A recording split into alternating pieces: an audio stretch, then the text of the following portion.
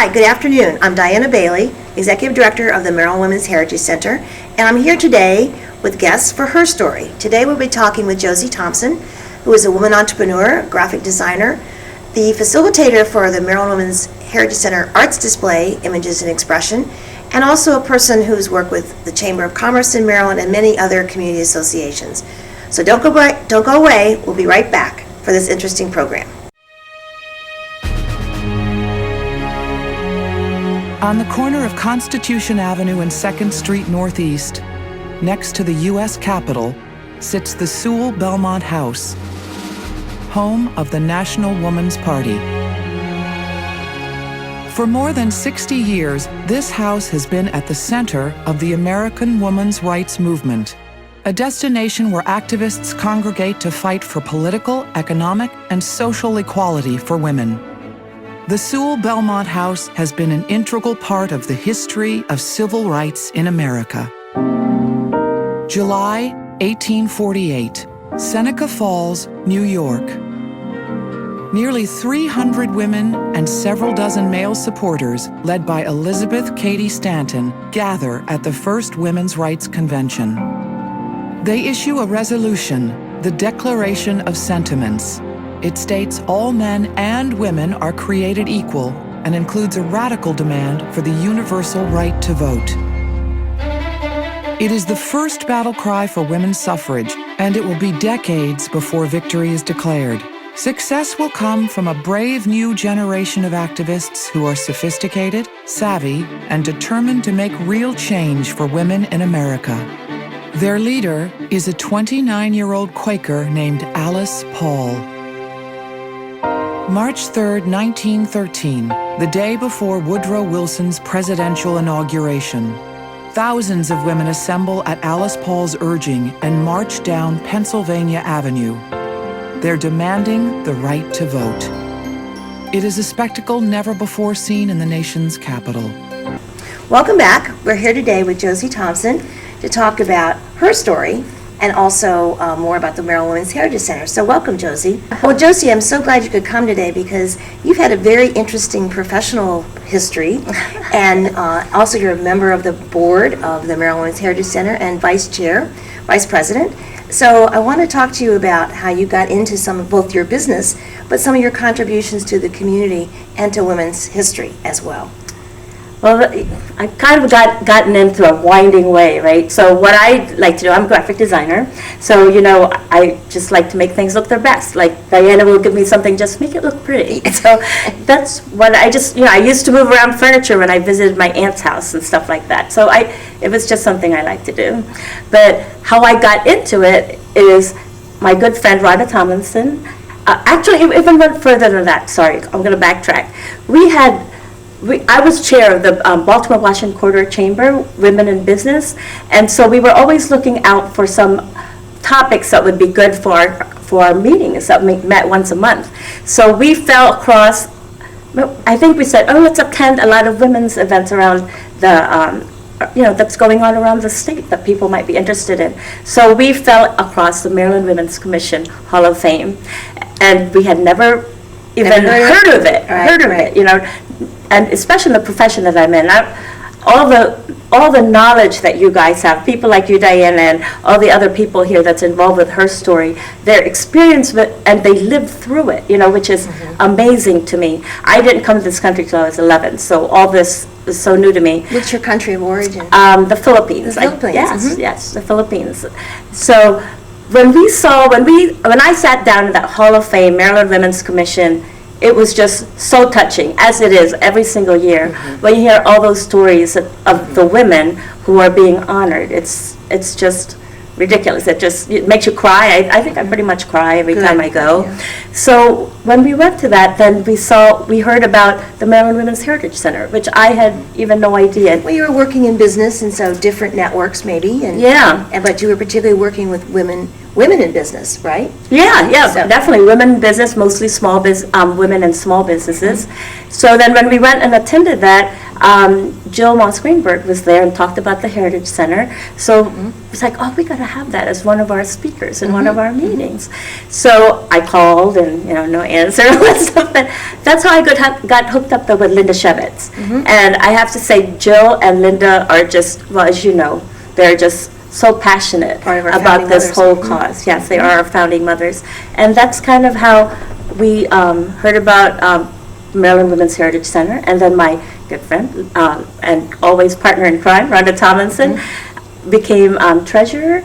And then she called me and said, hey, would you like to be a part of this? And I think even in that, Linda, I guess once in a while would ask me to help, and I got involved with the program committee and helped try to make some of the, help out with some of the exhibits here, and that's how I got involved. Well, as an entrepreneur, but we've also seen you as a women's history advocate, so we're very grateful. But we also, it's fun for us because we get to display your products of your entrepreneurship. Talk a little bit about you decided to do graphic design, graphic arts as your small business, as an entrepreneur, as a woman entrepreneur. I just kind of fell into it actually.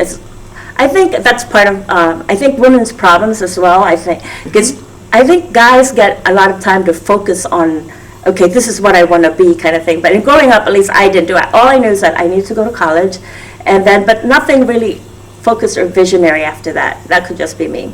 But so I didn't know what to major on in school after high school, and actually I was forced to decide right away because I was, like I mentioned earlier, I was from the Philippines and we didn't have any money here. We came as immigrants. My mom and dad had to start all over again.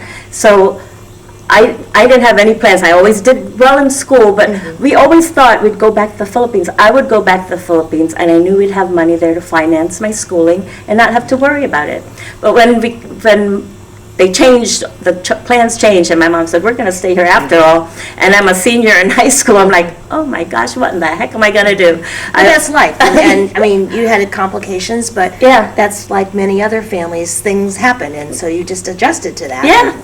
So I'm like, well, what do I like to do so that I was just, if I had to pick a living, something that I had the grain or seed of something that I like to do, and I love to draw. I wasn't taught or anything like that, but it was my escape. I like to draw, and I said, I like to move furniture around, and I just start painting on my walls in my room. You have an eye for these things. I don't know about that, but I love doing it. So so that's how I got into graphic design. Well, this is exciting, Josie, but we need to take a break right now, but we'll be right back. But as the march proceeds, violence erupts. The crowds trip, grab, and shove the marchers, shouting obscenities at them. The police refuse to intervene, and the cavalry must be called in to crush the riot. In the end, 100 people are hospitalized. But the media coverage brings this story to the national stage, exactly as organizers had planned. Alice Paul and her fellow activists have waited long enough for meaningful change. They found the National Woman's Party and are determined to do whatever it takes to achieve the ultimate goal, a constitutional amendment granting women the right to vote. Energized by media coverage of the parade, Alice Paul follows up with another kind of publicity stunt. All-female automobile tours, some coast to coast, on roads that are rarely paved. In 1917, Alice Paul plans the party's most daring media blitz, a picket of the White House, the first group ever to do so. Women carry banners criticizing the president. But World War I is raging overseas, and dissent against the government is seen as treasonous. The pickets spark riots among onlookers, and Wilson orders the women arrested. In all, some 2,000 women picket. A quarter of them are detained on a charge of obstructing traffic. In prison, they are badly mistreated, some even beaten unconscious. They go on hunger strikes to protest. In response, prison guards force-feed them, violently shoving tubes up their noses and down their throats. Lucy Burns, co-founder of the National Woman's Party, and others detail the brutality on scraps of paper smuggled out of prison and into the hands of reporters. The articles they write mobilize supporters across the country. Amid public pressure, the president backs down. The women are set free and immediately cross the country by train to further promote their cause. Okay, welcome back. And Josie, what came to mind was one of your other special interests. You want to talk a little bit about that? Yeah, I think you're talking about my karate thing, right? So, I don't know, I guess 5 years ago, I started karate again. I had actually taken karate when I was, like when I first met my husband, one of his best friends was trying to get the gym for free at University of Maryland, and he needed a certain number of people signed up for his class, and even though I didn't, at that point I had graduated, but I was like, sure, I'll sign up. So I signed up, but then, and I liked it. It was, yeah, I was never an athlete. I'd never done anything physical. Since when I came here, I was 11 years old, and here in the U.S., if you didn't start anything way before that, you pretty much can't do any sport. You're in high school or anything like that. So, so I really liked it, but then, got married, had kids, so stopped that for a while. But when I turned 50, a few years ago, I decided to, one of my good friends actually opened up an all-females dojo, and that's what attracted me to that, because one thing that I did not like when I was younger was sparring 6-foot men. It was bad enough doing sparring. Balance, yeah, because I just, I'm not comfortable fighting all the time. Sparring is with a stick, right? Sparring is fighting. It's actually physical fighting. Physical fighting, and even just the drills, I would like dislocate my pinky or something, just because. So they're so tall and so much stronger, even though when they're trying not to hit too hard, they are hitting you hard. Sure. So, and our instructor would always say, an inch in, I'm like, Meaning closer? No, an inch into like to your stomach. You're not hurting anything as long as it's just an inch in. But anyway, when you're fighting these big guys at an inch in, it kind of hurts. So when my good friend Monique Washington Jones opened up an all-women's karate dojo in Columbia, I was like, oh, okay, I can do that, because I know women are a little nicer to each other. So I did that around 5 years ago. So, and I just got my black belt in August. But a funny thing that totally came out of the blue, last year I qualified to be in the World Team America, to represent Team America, the United States, in Germany, on a competition, a karate competition, martial arts competition. At that point, I was only a brown belt, which was good for me, because that means I wasn't fighting heavy-duty black belts, and I've been doing it for years. But one thing to me that was also so special about doing that trip over I guess it was this summer, is that last May, I got diagnosed with breast cancer, as you know, and for me to think that and when I qualified for the team, it was I guess it was last year, or January of this year, to think that it hadn't even been over a year before I had a double mastectomy, because I did opt to do that so that I wouldn't have to worry about recurring events and everything. But I was so lucky. I am a proponent for getting tested every year, because it would not have been found otherwise. So, but not even a year after I had my double mastectomy, I had qualified for this team, and here I was doing the competition training and made it to Germany after, being through that the year before. So that was just amazing to me, something that just opened up, my world to something that I didn't even think was possible. Well, it's quite a journey you had, right? As one of those course corrections. Yes, I mean, I even posted like, oh my God, you can't believe what just happened to me. Right. So, and you got a medal, right? Yes, I got 2 gold medals and a silver medal. So, so here you are, over 50, getting gold medals. Closer to 60 now. Right, and it's outside of your realm of a graphic designer, yes, community advocate. So women have so many roles today, don't they?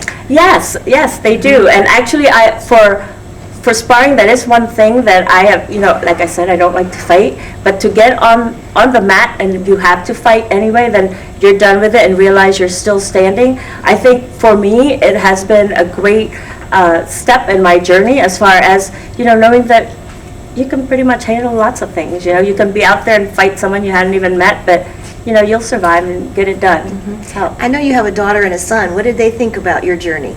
they were so proud of me. It was just amazing. Actually, they were the ones who, they were a big part of me even trying out for the team, because I didn't think that, I was like, oh, I'm too old. And I think when our sensei had announced it in class, I thought it was just for the young kids. And for the longest time, me and this other woman who was about my age didn't even think that, didn't even think it applied to us. But then my son and my daughter were like, well, Mom, you got to try out. I'm like, Right. no, I can't do that. And they're like, Mom, try it. So I asked my friend, she was interested. And so I asked our teacher and said, can we try out for it? And she said, sure, if you want to. So we did, and off we went.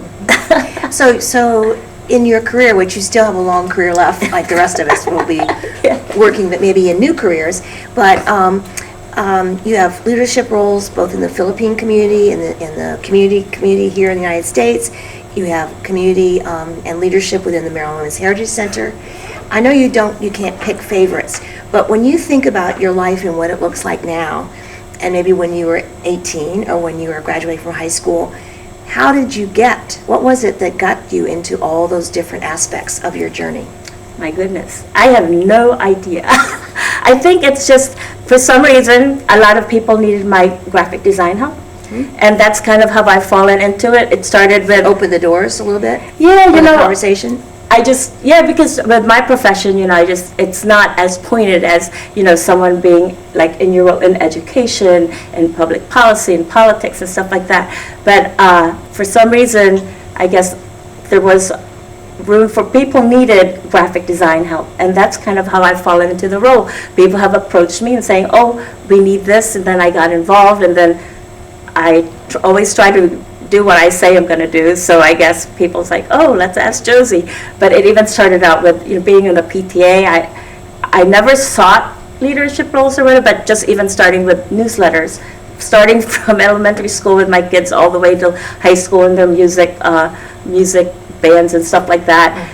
I always ended up doing the newsletters, and luckily for me, and it was an honor for me to be able to help, because it's like, oh, I come in handy once in a while, but they were very appreciative, and I guess it's kind of how I initially fell into it. But did that help grow your business in terms of meeting other clients, paying clients like you? I know you've done a lot of volunteer work, but... Yes, maybe not necessarily all, but it's so satisfying to me to be able to see the fruits of my labor, as far as like the arts exhibit and the STEM exhibit, and just I know all the work that Linda Shevitz and all the people in the program committee do to put the exhibits together. All I really do in the end is try to put it together and have a finished look for all their hard work. So I just love that, and that's kind of been my history lessons, reading all these things, and that's what I love about doing the stuff, at least for you guys, the Maryland Women's Heritage Center in particular. We've been very fortunate to be able to capitalize on your talents, your many talents. Well, Josie, you mentioned the Maryland Women's in the arts, the images and expressions. Can you talk a little bit how that did come together, and how you took the pieces of that that the committee put together? How I put it together? Well, first of all, like I had mentioned earlier, it would not even be without Linda Shevitz and all the program committee people who got all the stories together, edited them, and got them down to little Selected snippets. the people to be in. Yes. But what's different about that is actually I had to turn it in right before I had to go in for surgery. So, and it came in so many different ways and pieces. They were scanned things and not exactly electronic, and I had to switch things around. Some are more professional than others, if I recall. Yeah. But I knew that before going in, I really wanted it to have a form so I could turn it over to Hedger Billy, who helped us out with it to make sure it was all done well, could keep on moving while I was out. And so, yeah, that was something. You want to share a little bit about the categories of women that were selected to be in the arts display? Yeah, it was quite varied. There's the visual arts, the performing arts, the literary arts, the museum and books, and we really try to cover a lot of the artists here in Maryland. And what I love about sculptures, yes, sculptures. I know Dance. Baltimore, they're the Baltimore Symphony Orchestra, the leader there, and the griots, so Storytellers? Yes, the storytellers and the people who started out with the museums, the galleries and stuff like that. And I think what's really cool about these things here at the center is that they would be women that would never have gotten recognized otherwise. They were picked out, and they're women here in Maryland that we should be proud of, but would not necessarily have heard about, except for that you guys did that. Because their stories are often they're unsung in their community as well. Yes, yes. So it was great to see the exhibit. It's also a portable exhibit that we've talked about occasionally taking on the road, so more people across Maryland have a chance to see it. Yes. The other thing I wanted to mention was that when we were finishing the project, we had said to you, because we knew that you were going into treatment, and we said, Josie, let's put this on hold. We can pass the deadline. But you told me you wanted to keep going. Why was it important to you that you get it finished before you had your treatment? Because there was a deadline. To me, as in this business, a deadline's a deadline, and you're tough. No, it is, because a deadline's so easy to push away, and it's so easy to say, we'll do it later. When there's a deadline, if it's possible, I really do want to try to get that deadline done, and deadlines are always important to me because I know it's important to the client, and I try to make it important to me as well.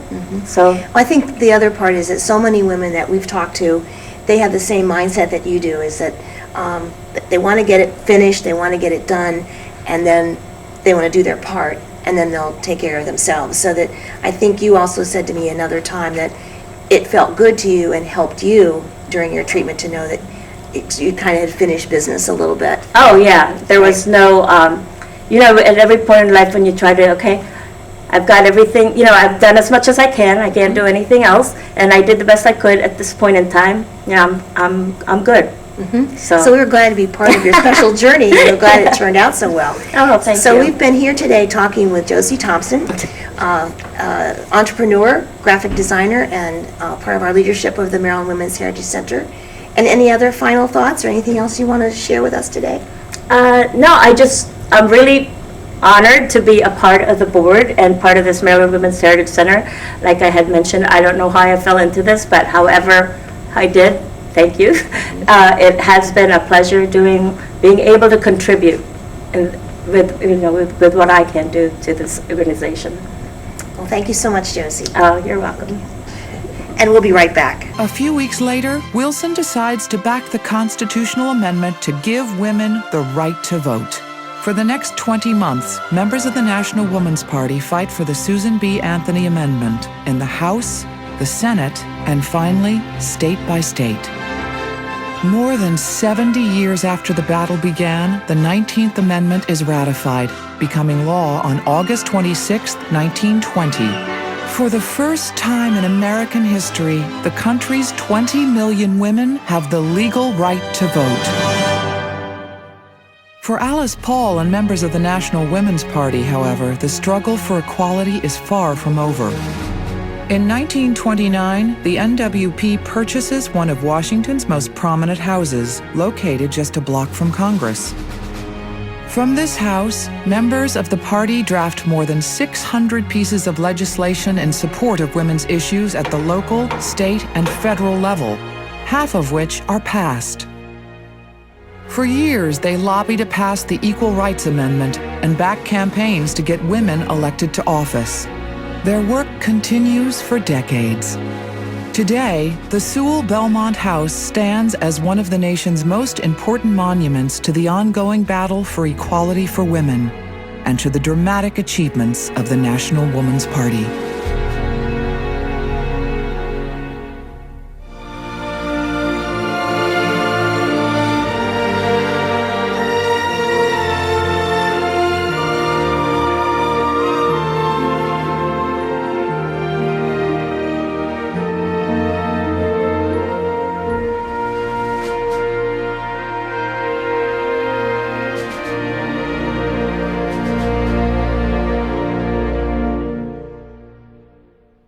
Okay, welcome back. Josie, this has been really interesting, and at this point, what are some of your final thoughts or messages to young women or other women in business or women in the community? You know, just try to be aware of all the women's issues around, because people, you know, as you grow up nowadays, the young people anyway, they hardly know anything about it. I don't know anything about it, especially with the people around here. So just be aware and learn about where they came from, where you're coming from. And I think sometimes women don't realize that they are, you know, that they're not open to all the opportunities that everyone else is, just because that's what they're used to. So just be aware and try to fight for what's yours.